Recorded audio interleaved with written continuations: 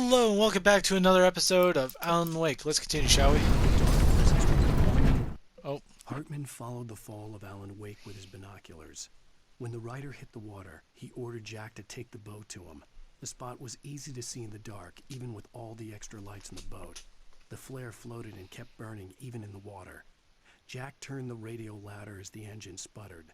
The music was rough and clanking, something the Anderson brothers would no doubt have enjoyed. But Hartman chose to ignore it. Wake was finally within his reach. I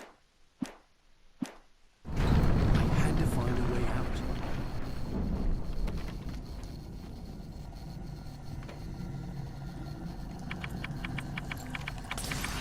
Such a change of pace.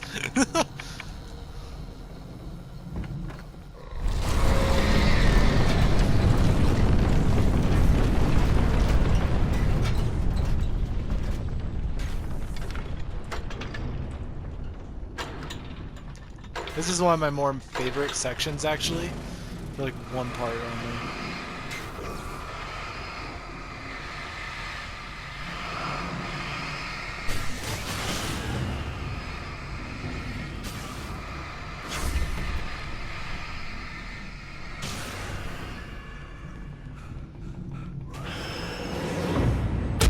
Ow!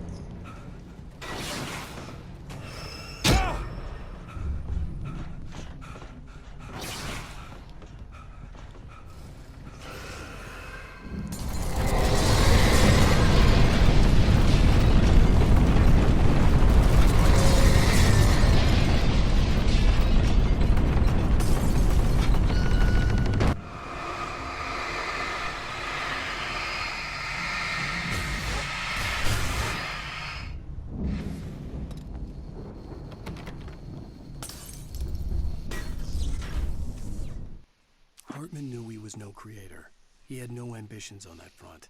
And he certainly didn't want to end up like every artist he had worked with here, damaged in ways that were hard to describe, or worse. It was enough for Hartman to maintain creative control and provide direction, to be a producer. That was what most of these people were in need of anyway. Of course, suitable subjects were few and far in between. Yep. See?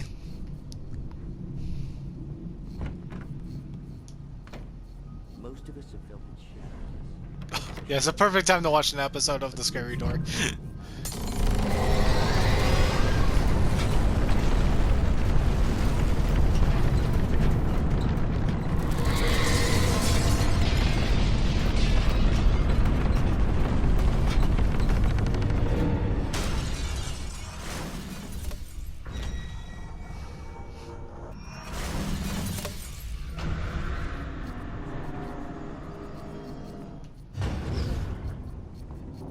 Come on, one more try.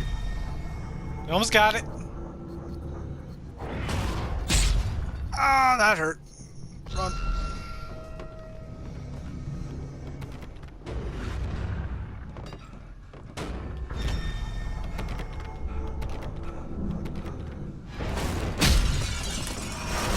Oh, it worked anyway. Who cares? Ow! I'm here! Ooh, I see an item. I found the car, but the gate's locked. You're gonna have to go through the hedge maze over there. Barry, I don't have a light. Take this, Al! Oh, God! Look at the house,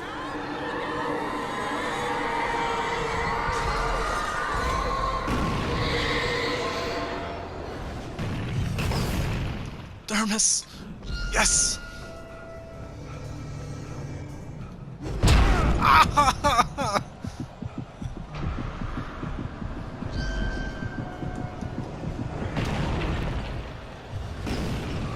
Open, please! Open! Open!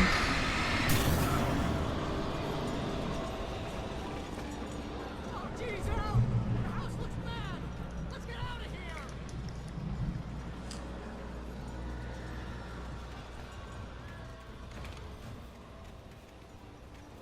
This is my most favorite part. Al, hurry up!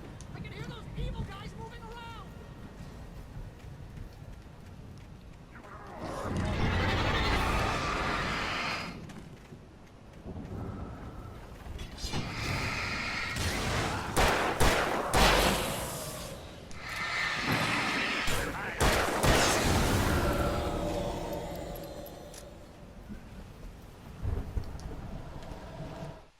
He stared at the Viking paraphernalia that littered the area, surrounding an unlikely centerpiece. A full-size stage complete with an impressive sound system with all the trimmings, including a dragon. It took a special kind of crazy to build something like this in a remote field. When the sky split open with a deafening boom and the music started blasting, it felt strangely appropriate.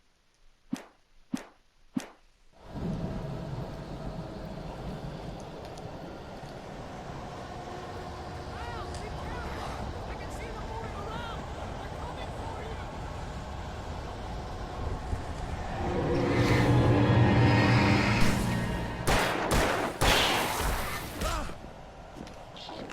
Ooh, geez, hi there, big buddy.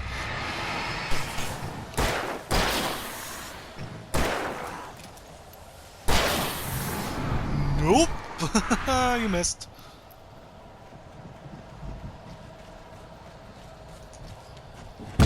Ah, why? Hartman hurried down the corridor. He had disliked leaving Wake when he was surely at his most susceptible to therapy. But this was not an ordinary storm. Wake had been writing, and he had woken something up in the depths of the lake. Now, it was coming for him. Hartman had naturally prepared for a situation like this. The idiot brothers would keep Wake distracted while Hartman double-checked everything, just to be sure. Oh, you're wrong. You were right that something was coming, but you were wrong in how you could handle it.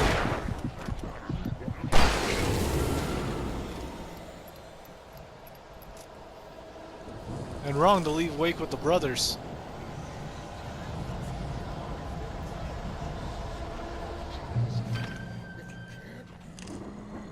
Channel, turn it off! We don't want any fighting it!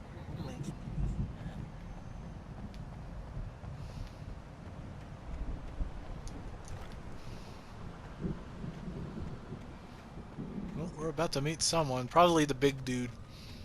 You get 2 pills in the morning, and then you'll be nice and calm. Or Dr. Art. Oh, yeah. You get 3 pills in the evening. And then you'll sleep like a baby.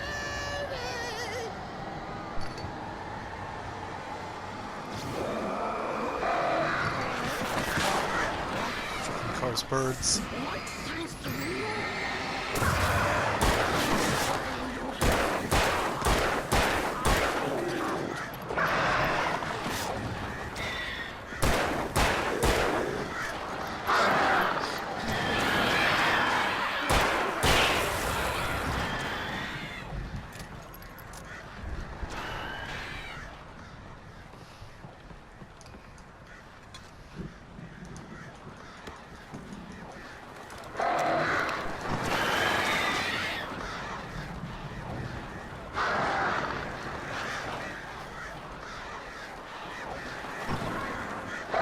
Dang, these birds, man.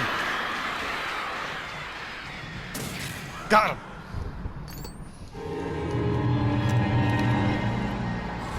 Oh, good try, I guess.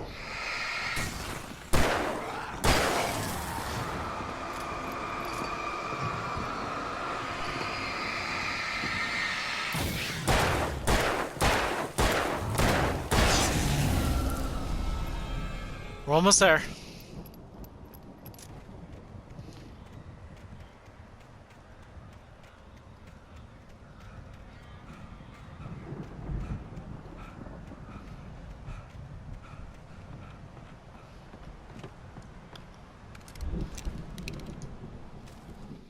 Mott knew that Wake was smarter than him.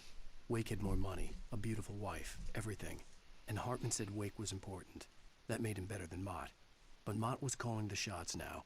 He'd expected Wake to whimper and grovel, but instead, he seemed willing to fight. Mott knew he'd gotten under Wake's skin. If only Mott actually had his wife. The thought made him shiver. That does make sense for how he was acting like further on. Because he did sound like a lot like a tough guy, really. But then later on, he just sounded more cowardly for Route.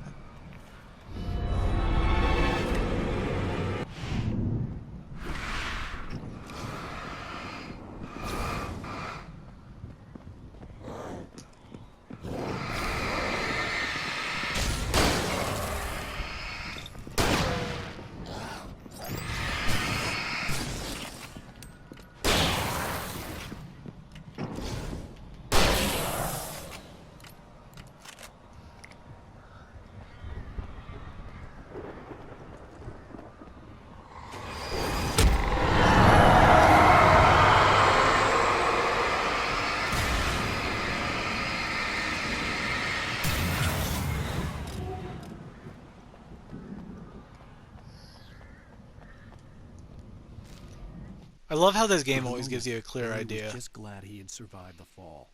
He had been separated from Al, and there was no easy way to climb back up. He told himself he'd be okay in the gloomy forest at night. He would just have to wait for a while for Al to find his way down. Barry turned when he heard the heavy footsteps and saw the movement. The man-shaped shadow lunged at him from the bushes, an axe held high. Barry screamed and threw up his hand. The world exploded.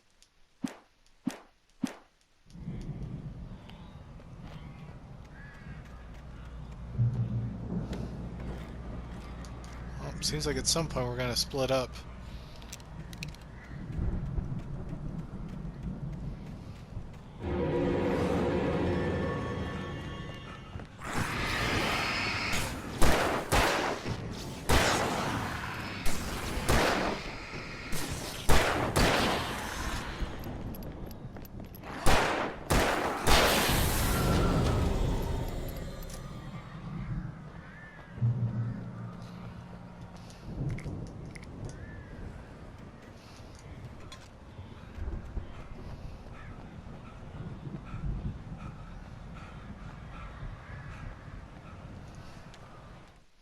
Hartman watched as Wake's features slackened. The man was bullheaded, no doubt. Even lying on the bed, he'd almost broken Hartman's nose the second time. But with a little time, he could break Wake down, give him proper direction. Wake was easily the most promising subject he'd had. Well, since Tom, really. "Sleep well, Alan," Hartman whispered with a smile. "Let me take care of you." He sniffed hard to clear his throbbing nose, swallowed blood, and barely tasted it. Dang, Alan. Still give him trouble no matter what.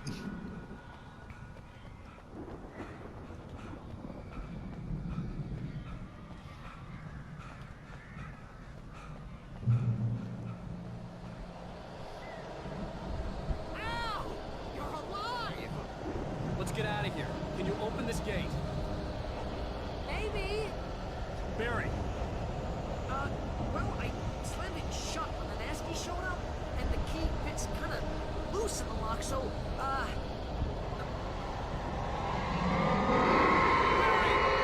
I'll find it, don't worry about it!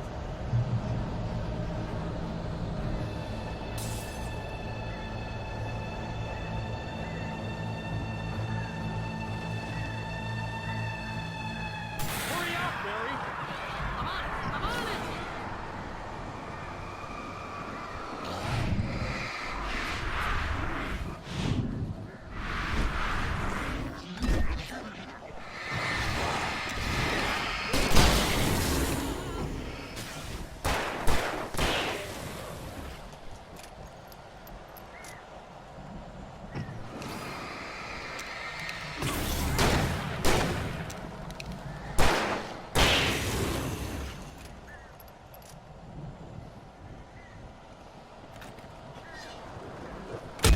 Ah, dang it, man. I found it! Ah, no, wait, that's a twig!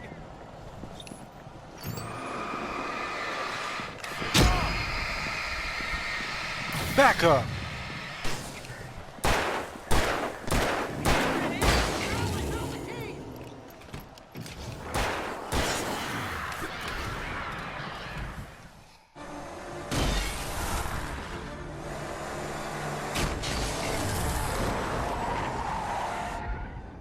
Al, please tell me we're headed for the nearest "You're now leaving Bright Falls. Come back soon" sign. We're going to the Anderson farm. I knew you were gonna say something like that. You know what? You owe me big time for this. When this is through, if we make it, I don't care what anybody says, I'm done with darkness. You're gonna buy me a tanning bed as a gift, and I'm gonna live in it.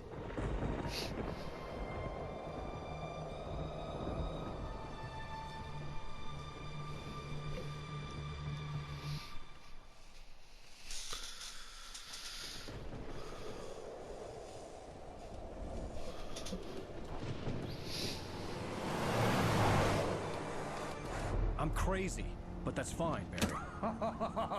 Oh, you got that right, Al. You're barking mad. You are by far the But craziest. maybe that's inevitable when you deal with crazy stuff like this. It helps.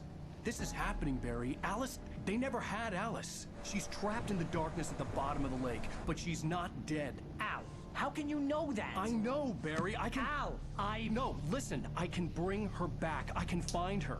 There's something special about this place. The lake, it does something to the works of art created here. It makes them come true. But there's a catch. The dark presence, whatever that thing is, twists it to its own ends. That's why all of this is happening. It's using my manuscript to take over everything. Al, I believe you. It happened to Thomas Zane before, it happened to the Andersons. I believe you. Crazy or not, you're not delusional. Weird shit's going down. That's a fact. I'm on board, man. I'm with you. The Andersons knew about it, but they were too far gone to tell me with all the drugs they were on. But they wrote it down. There's a message somewhere at their farm, Barry. We just need to find it. Look out!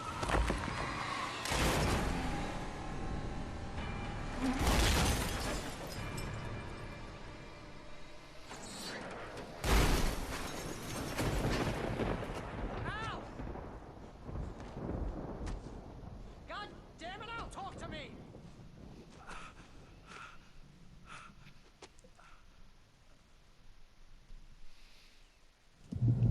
Alright. That's going to be it for this episode. I hope you enjoyed it like I did, and I hope to see you next time. Bye-bye!